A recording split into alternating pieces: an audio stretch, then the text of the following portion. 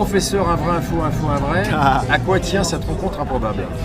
En fait, comme je suis prof d'université, parmi toutes les tâches que j'accomplis, je fais aussi des conférences grand public et je me suis aperçu qu'il y avait 3 défauts majeurs. Très peu de jeunes, beaucoup de têtes grises, pas toujours beaucoup de monde et puis surtout un discours anxiogène. Et donc l'idée est venue d'avoir un discours beaucoup plus drôle, beaucoup plus intéressant pour les jeunes et puis surtout les faire venir à ces conférences parce que les problèmes dont on parle, c'est les problèmes de demain. En fait, une des conséquences inéluctables de l'élévation de la température, c'est l'élévation du niveau des mers. Et là, on habite sur une zone littorale et cette zone littorale elle va être extrêmement impactée par cette élévation du niveau des mers. Et ici, le message principal, c'est de montrer qu'en restaurant, ou en tous les cas en protégeant les zones littorales, c'est une possibilité de s'adapter à cette élévation du niveau des mers.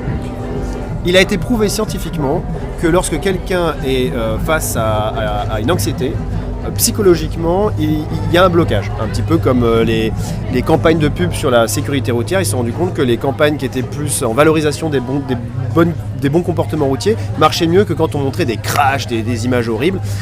Partant de ce postulat, effectivement, l'humour permet de non pas rendre le sujet moins sérieux, mais de le rendre moins grave. En termes de communication, c'est très important. Il vaut mieux servir d'exemple et avoir des propos positifs que dire on va tous crever, on va être submergé par les flots.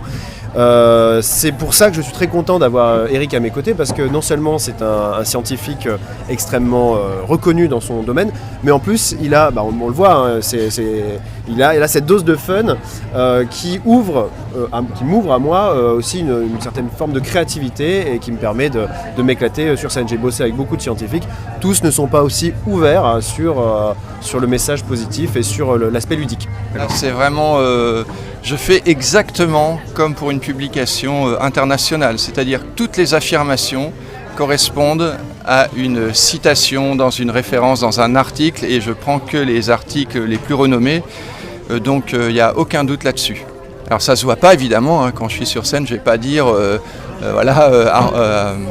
machin et tal a dit que, voilà, mais voilà, c'est absolument clair. Ouais. Vérifié scientifiquement. C'est Très ça. bien. Alors que moi, toutes mes bêtises ne sont absolument pas vérifiées scientifiquement, et tant mieux. Très bien. Merci, et on se dépêche que la mer monte.